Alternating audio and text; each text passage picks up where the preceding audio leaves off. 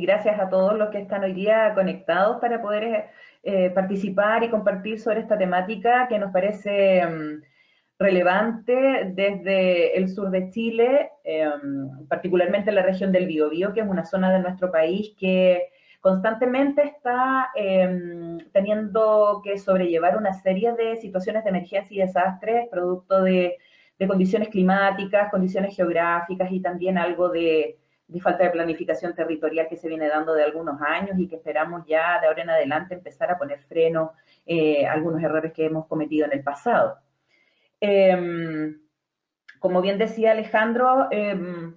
vamos a desarrollar primero la temática que nos convoca hoy día, es decir, compartir con ustedes algo sobre lo que estamos desarrollando en Concepción respecto de la coordinación, la organización y la gestión de voluntarios espontáneos ante situaciones de emergencia y desastre. Contarles también qué es Fundación Alto Río, para que ustedes puedan conocernos. Y al término de la conferencia, que yo espero que dure alrededor de 20 o 30 minutos, poder con gusto responder algunas de las consultas o generar algún diálogo que pueda enriquecer la presentación de hoy día. Bien, para los que no conocen, Fundación Alto Río es una organización sin fines de lucro que surge en la ciudad de Concepción, un par de años después de haber ocurrido el terremoto del 27 de febrero del año 2010 en nuestro país, que afectó fundamentalmente a la zona centro de Chile. Hay una postal bien icónica del terremoto que tiene que ver con la caída de un edificio en el centro de la ciudad, que es el edificio de nombre Alto Río, en el cual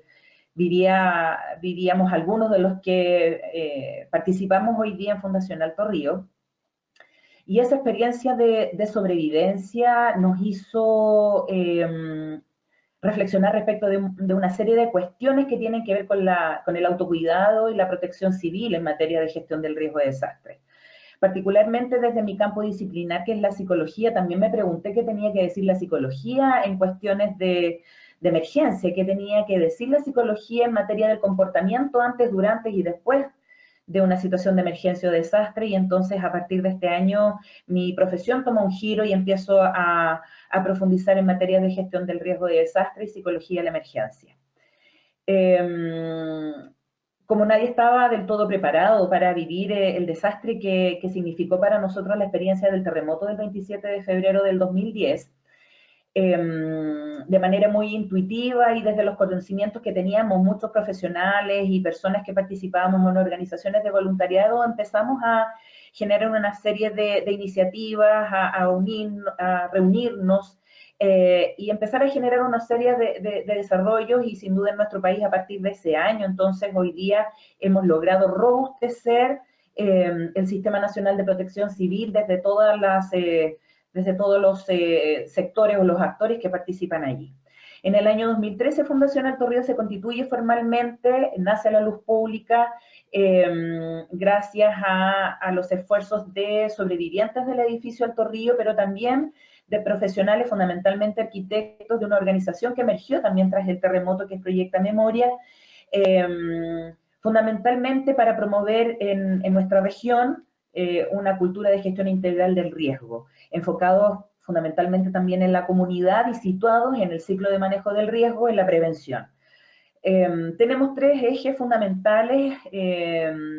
fundacionales, vamos a decir, que tienen que ver con el registro de lo que ocurrió para el terremoto del año 2010 acá en la región del Biobío, registro fotográfico de testimonios, videográfico, documental, preservar la memoria de lo ocurrido, porque de alguna manera sentimos que conmemorar estos eventos nos sirve para seguir instalando un proceso que es importante, que tiene que ver con la educación, es decir, rescatar las experiencias que vive la ciudadanía en función de diversos eventos con potencial traumático que están asociados a emergencias y desastres, y poder rescatar de allí las lecciones y poder aprender de los errores y trabajar de manera preventiva anticipándonos, ¿cierto? Para para evitar que se vuelvan a repetir algunos errores y poder bajar la incertidumbre de la población en la medida que estamos capacitados. Por lo tanto, también hay un eje importante relacionado con la educación, fundamentalmente de niños y de la sociedad civil organizada, aunque realizamos también algunas iniciativas académicas y orientadas a profesionales y personas que trabajan en los servicios públicos.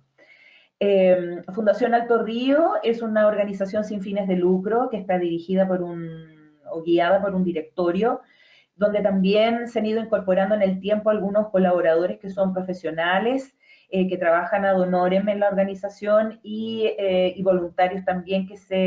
son incorporados en la medida que se van realizando diversas actividades. A lo largo del tiempo hemos ido desarrollando una serie de proyectos colaborativos, por cierto, capacitaciones, como ya les mencionaba, talleres, seminarios nacionales e internacionales, y hemos liderado también una serie de campañas de sensibilización en nuestra región y también a nivel nacional, haciendo alianzas estratégicas también con algunos colaboradores o grupos pares que también trabajan en gestión del riesgo en nuestro país. Si alguno de ustedes está interesado en conocer el trabajo que venimos realizando, pueden entrar a nuestra página web www.fundacionaltorrio.cl, donde también van a encontrar bastante material acerca de cuestiones que vamos a conversar en la presentación de hoy día. Bien, a los que nos convoca entonces, la temática de hoy día tiene que ver con una pregunta que hace mucho tiempo se viene haciendo, por lo menos en nuestro país, el Sistema Nacional de Protección Civil, y que tiene que ver con la presencia permanente de personas que acuden a los lugares de emergencia para prestar su ayuda de diferentes maneras. Y entonces eso genera una serie de tensiones al momento de responder a una emergencia, porque cuando el Sistema Nacional de Protección Civil en nuestro país no está preparado u organizado para poder coordinar a este grupo numeroso de personas que acuden a una situación de emergencia, entonces muchas veces estas personas se accidentan o generan una serie de problemas que son adicionales a la propia emergencia. Entonces, surge aquí una pregunta de base que es súper importante y que tiene que ver con qué hacemos con estas personas o cómo podemos coordinarlas u organizarlas. En este sentido, surge una iniciativa en Reino Unido, en la Universidad de Manchester, a propósito de un fenómeno climatológico y una inundación importante que ocurrió hace unos años atrás en Somerset, que se vieron frente a la situación de tener que incorporar a voluntarios de la sociedad civil para poder responder frente a la situación que ellos estaban viviendo. Entonces, la Universidad de Manchester se da cuenta que surge ahí una experiencia importante, que Somerset se hace cargo de la coordinación de los voluntarios, y entonces a raíz de este trabajo que se hace, generan un plan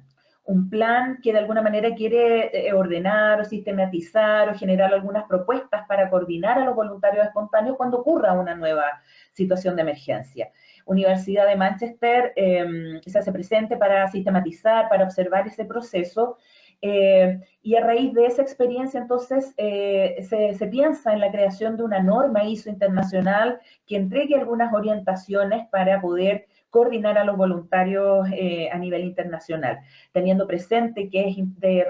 relevante importancia poder estar atentos a su seguridad, estar atentos a su salud médica y mental mientras prestan este servicio de ayuda, que también es importante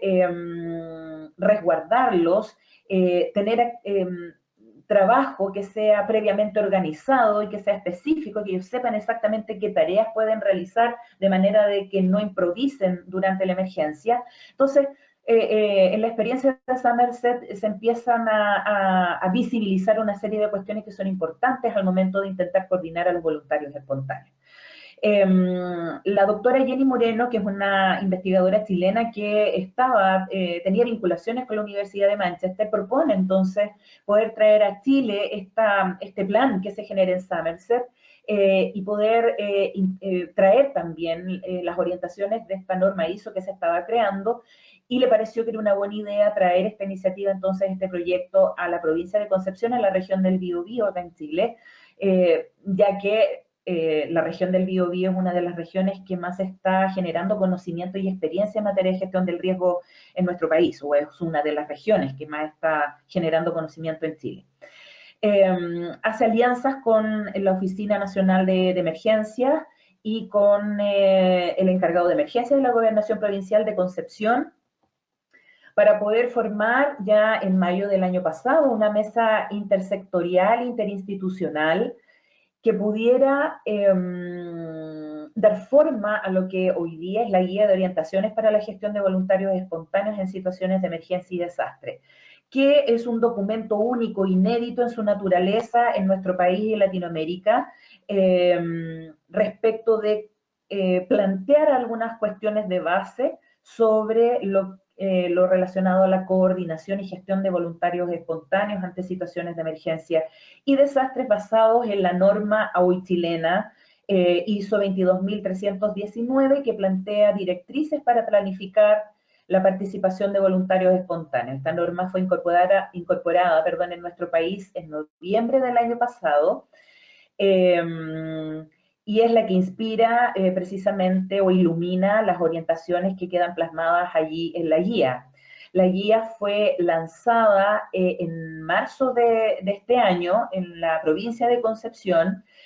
y ya está disponible en internet, y ustedes también pueden encontrar el formato digital de la guía en la página web de Fundación Alto Río. Es la última noticia que está publicada. Ustedes entran a la noticia y pueden descargar la guía de manera gratuita. Durante el proceso de creación de la guía, surgieron muchas preguntas. Nosotros hicimos una adaptación a la realidad del funcionamiento del Sistema Nacional de Protección Civil, pero también a la manera de operar, particularmente en la provincia de Concepción, porque entenderán ustedes que cada zona geográfica también tiene ciertas particularidades. Los organismos que intervienen en una emergencia también tienen acciones de enlace que, aunque hay protocolos transversales, también hay ciertas particularidades que tienen que ver con los territorios. Entonces, la mesa intersectorial que trabajó en la guía también tomó en consideración todas esas particularidades, y entonces allí están plasmadas las orientaciones que, si bien en términos generales son transversales para cualquier organización que tiene el potencial o la capacidad de poder ser implementadora de la guía y coordinar y gestionar voluntarios espontáneos, también obedece de alguna manera a las características territoriales del Biobío. Sin embargo, durante la creación o la redacción de la guía, uno de nuestros profesionales, voluntarios, asesor técnico, y en conversaciones con parte del equipo que participaba en la creación de la guía, nos damos cuenta que al terminar este proyecto, la guía solo iba a quedar en un documento más, como muchos otros que hay de orientaciones a disposición de la comunidad. Y temíamos que efectivamente el documento, la guía, quedara archivado, digo yo, como un documento más entre muchos de consulta. Y el proyecto de la Universidad de Manchester terminaba con la creación de la guía. Entonces propusimos a la universidad, propusimos Fundación Alto Río, a Universidad de Manchester, ¿qué tal si como organización, como fundación, desarrollábamos una metodología para efectivamente poder implementar lo que la guía sugería? Vamos a ver más adelante durante la presentación que, si bien la guía a nivel introductorio presenta una serie de definiciones y orientaciones para trabajar con voluntarios, los caracteriza, plantea cuáles son las expectativas, los desafíos que tiene el Sistema Nacional de Protección Civil para trabajar con voluntarios espontáneos. Uno de los grandes aportes de la guía es proponer cómo organizarlos, y en ese sentido lo que propone la guía es poder planificar o organizar centros de recepción de voluntarios espontáneos. En ese sentido, Fundación Alto Río también ha sido pionera en el desarrollo de una metodología para poder asistir a las organizaciones o instituciones con potencial de implementación para efectivamente poder implementar centros de recepción de voluntarios espontáneos y a través de esos espacios poder generar un trabajo organizado de todas aquellas personas que se autoconvocan en estas situaciones de emergencia. Y este año esperamos ya poder iniciar nuestra experiencia piloto en la comuna de Concepción. El proyecto ya ha sido aprobado y estamos en las últimas fases de clarificación de algunos pequeños ítems para poder implementar esta experiencia piloto en la ilustre municipalidad de la ciudad de Concepción. ¿Qué son los voluntarios espontáneos? La guía identifica perfectamente el mundo del voluntariado y en un sentido tal vez para nosotros es mucho más familiar o son mucho más identificables los voluntarios que están organizados o asociados a algunas organizaciones, algunas conocidas internacionalmente u otras con desarrollos locales, pero en general asociamos a los voluntarios a esas personas que están afiliadas o están organizadas alguna organización que permanentemente está destinando esfuerzos para resolver o abordar alguna temática en particular. Sin embargo, hemos visto que particularmente ante situaciones de emergencia y desastre hay un grupo importante de personas de todas las edades, de diferentes profesiones, con diferentes actividades y diferente condición, que se sienten llamadas y se autoconvocan cuando ocurren situaciones de emergencia y desastre para poder colaborar, entregando algún donativo, aportando en dinero o en especies, y también están dispuestas a trabajar de manera no remunerada para poder ayudar en el proceso de recuperación frente a la emergencia o el desastre. Y entonces son particularmente estas personas a las que nosotros llamamos voluntarios espontáneos, porque son personas que no están agrupadas o asociadas a alguna organización de voluntariado, pero que simplemente cuando ocurre una emergencia, sobre todo que ha generado alguna conmoción pública, se sienten convocados para poder ayudar de diferentes maneras. Y cuando termina el pic de la emergencia, ellos vuelven a su casa y no se organizan o no se incorporan a ninguna organización de voluntariado, sino que su participación ha sido focalizada en esa situación de emergencia. En la guía se identifica claramente las características de estos voluntarios y se hace presente la necesidad de organizarlos para que durante el proceso de ayuda puedan cumplir con tareas específicas que no están relacionadas con la primera línea. Es decir, en esta guía se ha pensado que el voluntario espontáneo pueda trabajar en una segunda, una tercera línea, apoyando de alguna manera, de forma importante, a aquellas organizaciones, instituciones o voluntarios organizados que sí trabajan o tienen objetivos de trabajo en la primera línea, pero también para desarrollar una serie de tareas que suelen quedar rezagadas o olvidadas cuando se está abordando una emergencia. Entonces, a través de la guía también se visibiliza la importancia de que cualquier sistema nacional de protección civil considere al voluntario espontáneo como una fuerza de trabajo que es fundamental. Porque si bien los municipios o los equipos de respuesta están preparados y entrenados para abordar una emergencia o un desastre, muchas veces cuando estamos en presencia de situaciones de emergencia a nivel 3 o 4, como las tipificamos acá en nuestro país, que son las más graves, eso significa que la envergadura de la emergencia está sobrepasando la capacidad de respuesta de los equipos de ayuda y entonces necesariamente necesitamos ayuda adicional. En ese caso, cuando pensamos en incorporar la ayuda adicional, estamos pensando en la sociedad civil que es posible de ser organizada, coordinada y entrenada previamente y a través de ello socializar algunos protocolos para poder recibir esta ayuda adicional de manera segura. ¿Cuáles son los beneficios de integrar a los voluntarios espontáneos en situaciones de emergencia y desastre? Algunos de ellos son, por ejemplo, que ellos son un aporte definitivo adicional, es una extensión del esfuerzo municipal, por ejemplo, para poder abordar el antes, el durante y el después de una situación de emergencia y desastre, que es importante reconocer que ellos también poseen conocimientos que traen desde sus experiencias profesionales, desde sus experiencias de vida, desde su participación en algunas instancias de la sociedad civil, y que ese conocimiento y en algunos casos también entrenamiento puede ser fundamental para poder atender la respuesta y el proceso de recuperación frente a una emergencia y desastre, que,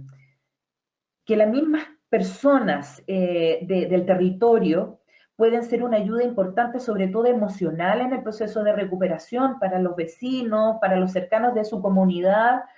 Suele suceder que en situaciones de desastre hay muchos equipos que se trasladan de otras regiones al lugar donde ocurrió la emergencia, pero en la zona donde ocurre un desastre, una catástrofe, si bien a todos nos afecta de diferente manera, se siente y se recibe mucho mejor la asistencia y el apoyo de los coterráneos, y entonces los voluntarios espontáneos también en los esfuerzos que pueden ser desplegados en las diferentes tareas se constituyen un apoyo importante para los afectados. También es importante valorar en ellos las capacidades que ellos pueden desplegar. Con el despliegue que ha habido hoy día y la apertura a la tecnología, la comunicación a través de las redes sociales, es mucho más fácil hoy día coordinar la recepción de ayudas específicas a través de los recursos, por ejemplo, tecnológicos que hoy día tenemos. Y entonces cuando tenemos voluntarios espontáneos organizados y coordinados, es posible también obtener ayudas específicas, insumos, materiales,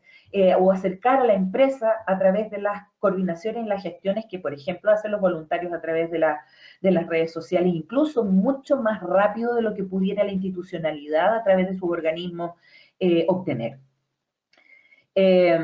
Incorporar al voluntario espontáneo también implica fortalecer las redes sociales o el tejido social, porque brindamos un espacio de participación que, aunque no queramos darlo, ya está instalado. Hemos visto que como un fenómeno interesante, la convocatoria o el sentido de autoconvocatoria que tienen las emergencias y desastres despierta un sentido de solidaridad en las personas, y entonces permitirles participar de manera organizada, de manera coordinada, entonces fortalece el tejido social. Y de todas maneras, o de otro modo, la capacidad de resiliencia de la comunidad. Cuando la comunidad tiene la posibilidad de participar de manera organizada en la respuesta y en la recuperación, y por ende transmitir su experiencia para sistematizarle la preparación, entonces también lo que está sucediendo allí es que el tejido social se fortalece y la comunidad se hace más resiliente. Aprende de sus experiencias y puede transmitirla también a los más pequeños, que van a ser aquellos que van a crecer con una mejor cultura de gestión del riesgo de desastre.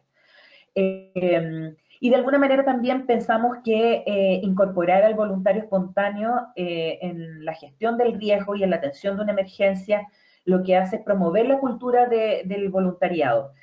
o del voluntario. Y en este sentido es importante detenernos porque cuando hablamos de la cultura del voluntariado, para nosotros es importante asociarla de manera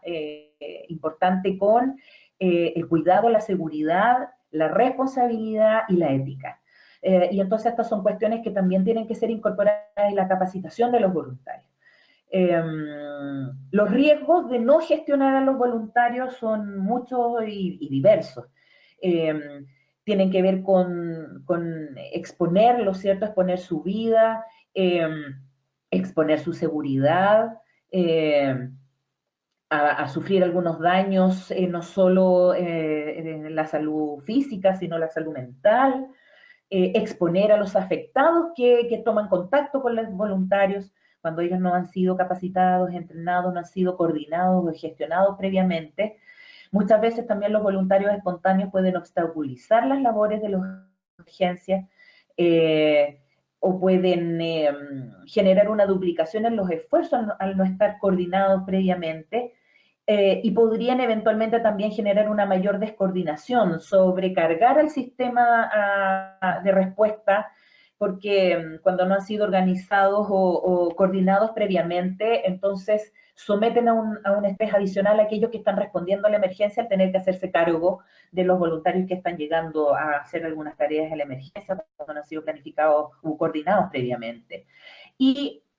También hemos visto en nuestro país que los voluntarios espontáneos, cuando se hacen presentes en el territorio que ha sido afectado, también pueden divulgar información equivocada, engañosa, que lo único que hace es agravar la percepción del daño en la población. Por lo tanto, entenderemos todos que siempre va a ser mucho mejor hacernos cargo de la coordinación y la planificación de los voluntarios espontáneos que seguir improvisando respecto de las tareas que pudieran realizar cuando ya están encima y no hemos hecho nada para pensar en el trabajo que ellos pueden realizar. En relación a la guía, ya les comenté que pueden disponer de ella, pueden bajarla de manera gratuita de la página web de la Fundación Alto Río.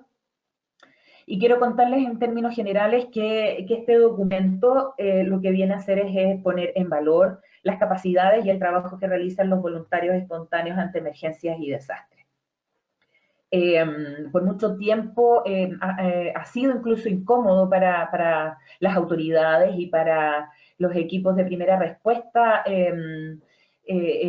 analizar cómo incorporarlos y nos parece súper interesante cómo también desde la sociedad civil surge el esfuerzo de organizar a los voluntarios espontáneos frente a estas situaciones de emergencia y desastre. Lo que hace la guía también es definir y caracterizar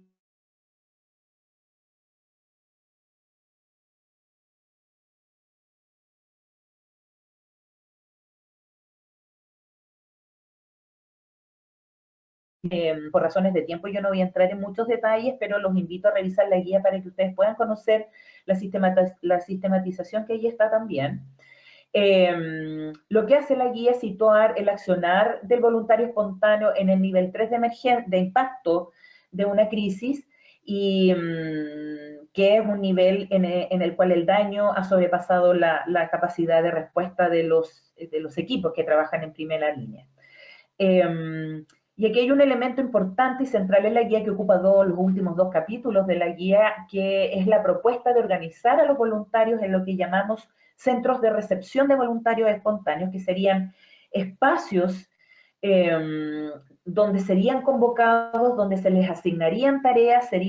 les haría una inducción de seguridad, de autocuidado y de tareas específicas a realizar. Se organizarían en grupos de personas que estarían bajo el liderazgo de una persona previamente calificada, entrenada, y que se preocuparía o velaría por el cumplimiento de las tareas que han sido asignadas a un grupo por un tiempo acotado de duración de la ejecución de la tarea para terminar la tarea con un proceso de desactivación, de entrega de materiales en el mismo centro idealmente. De esa manera la guía está pensando que podría coordinarse el trabajo de los voluntarios espontáneos. Ahora, la guía creada acá en la ciudad de Concepción lo que hace es reconocer fundamentalmente en los municipios la atribución y la pertinencia de la organización de voluntarios en centros de recepción de voluntarios espontáneos. Entendiendo que los municipios en Chile son los primeros en acudir en ayuda de las personas cuando ocurre una situación de emergencia y desastre. Son los que mejor conocen el territorio y son los que tienen mayor vínculo con las diferentes organizaciones o con las personas en el territorio. Además, cuando ocurre una situación de emergencia, son los municipios los que generan las primeras coordinaciones de enlace con el centro de comando de incidentes, que es el espacio que dirige las operaciones de emergencia. Por lo tanto, nos parece, y así lo plasma la guía, que serían los municipios los primeros llamados y convocados a organizar estos centros de recepción de voluntarios. Sin embargo, no serían los únicos. Entendemos que hay organizaciones, por ejemplo, Cruz Roja, Defensa Civil, Guías y Scout de Chile, etcétera, otras organizaciones, iglesias, fundaciones que pudieran eventualmente demostrar tener la capacidad para implementar centros de recepción de voluntarios y trabajar a la par para poder ser un sostén y una ayuda importante también para los municipios, dependiendo de la envergadura de una emergencia. Lo que plantea la guía fundamentalmente es asignar tareas que van a estar predefinidas dependiendo del escenario o del mapa de riesgos comunal, diferentes tareas asociadas entonces a las diversas amenazas que a las que pudiera estar expuestas el territorio y asignar tareas también acordes a la preparación, la edad y las características del voluntario que llegue al centro. Es una guía que también se ha preocupado de visualizar la necesidad de incorporar como en estas tareas a personas, por ejemplo, en situación de discapacidad, y entonces tiene una mirada inclusiva y una mirada con enfoque de derecho. Nos parece que es fundamental poder incorporar las capacidades de los voluntarios en situaciones de desastre, entonces de manera inclusiva, resguardando sus derechos, su seguridad y la accesibilidad de todas las personas que quieran colaborar. En relación a la implementación de la guía, puntualmente organizando centros de recepción de voluntarios espontáneos, entonces Fundación Alto Río ha estado desarrollando en el primer semestre de este año una metodología para poder implementar los centros de recepción en los municipios o en las organizaciones con capacidad de implementación. Y como les comentaba, durante este segundo semestre esperamos ya poder implementar esta metodología en la Municipalidad de Concepción, y también hemos tenido algunas conversaciones con el Instituto Nacional de la Juventud, que ha sido encomendada desde el gobierno de Chile para poder organizar a los voluntarios en nuestro país, porque ellos tienen una gran capacidad convocatoria,